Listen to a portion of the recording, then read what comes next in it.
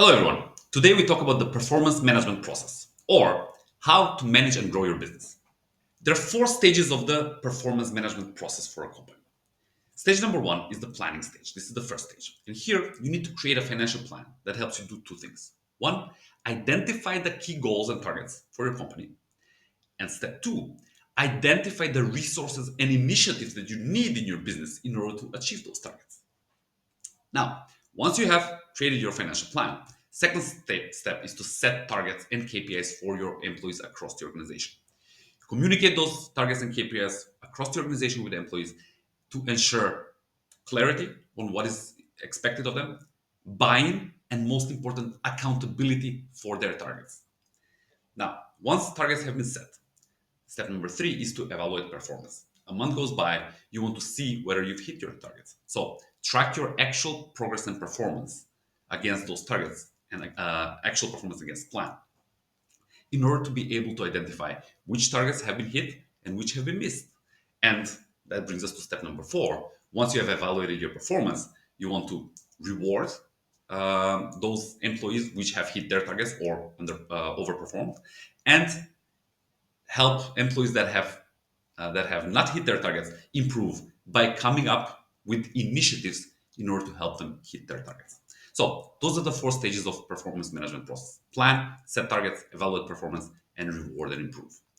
Now let's go into detail stage by stage. Stage number one: planning.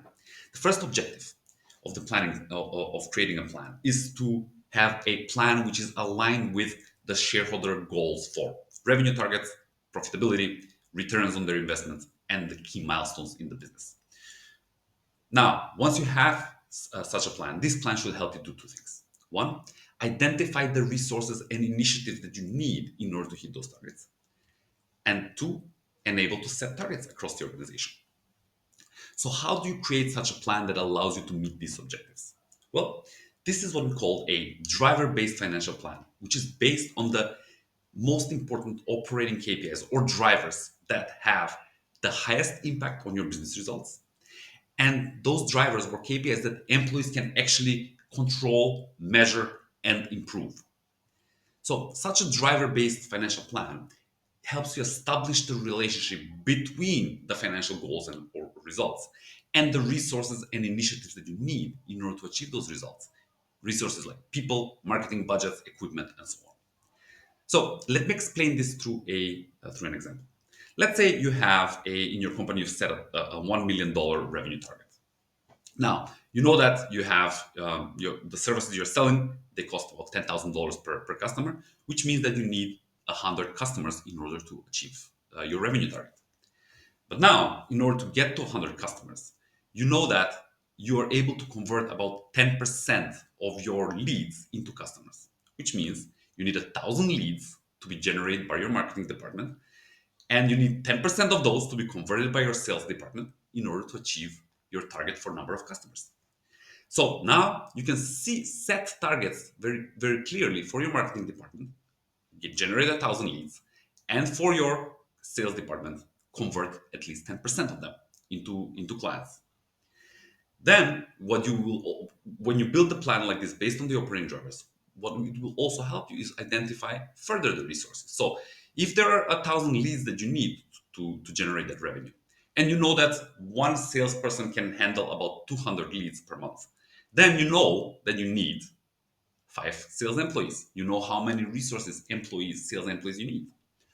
Also, you know that one lead costs you about $100 to secure, which means that in order to generate 1,000 leads, you need a marketing budget of $100,000. So you see very quickly how a driver-based financial model helps you really identify the resources that you need in order to achieve those targets and set targets for your employees. This brings us to step number two. Step number two, set targets and KPIs across your organization. Objective number one of this step is to set clear and measurable targets, KPIs, across your full organization. However, your organization is structured, whether that's by regions, departments, stores, projects, set measurable and clear targets across the full organization, your full organization. Then you need to ensure buy-in to those targets from your employees. And three, drive full organizational alignment and accountability for those targets. Your employees need to be clear on what is expected and feel accountable for their targets. So, how do you achieve these objectives? Well, we go back to creating a driver based financial plan by department, business unit, geography, store project, however your organization is structured. Once you have your driver based financial plan and you have your clear targets and the resources that are required to achieve those targets, sit down with your management and key employees and discuss those operational targets in order to ensure accountability and buy-in. If you don't discuss your targets with your management and key employees, it's very likely that they don't feel accountable and they miss their targets. So set targets, clear and measurable targets across the organization, and discuss them with your employees. And that takes us to step number three, and this is evaluating performance. Now, what are the objectives of this step? It is to gain clarity where improvement is needed in your organization and where reward is due. So, once you've evaluated your performance across the targets across the organization, it will enable you to make timely decisions on what changes are required, mitigate risks, and drive action across the organization, and enable timely rewards and improvement initiatives wherever they are needed. So how do you actually achieve these objectives? Where you do it by proper KPI reporting and variance analysis. What does that mean? You track what does that mean? You track your progress against the targets which you set in step one and the KPIs across the organization, across departments, across business units, geographies, stores, projects, however your business is operationally structured. This needs to be efficient and automated reporting that you can do quickly in minutes, not days, so that it's done properly instead of being a drag on the business.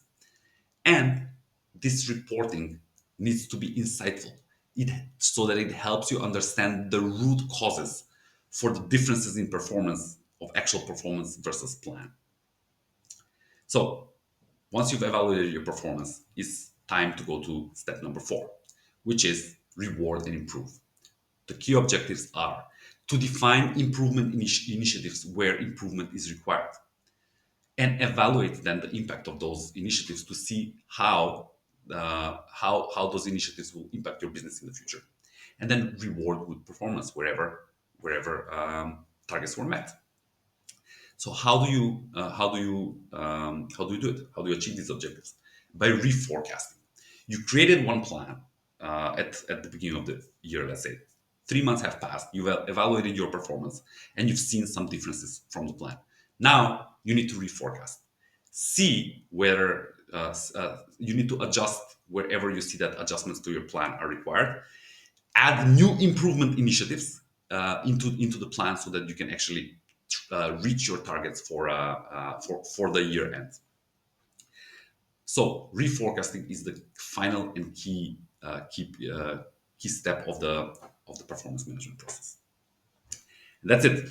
The four stages of performance management: planning, setting targets, evaluating performance, and then rewarding and improving. Do all of this with Modeliks. Enjoy.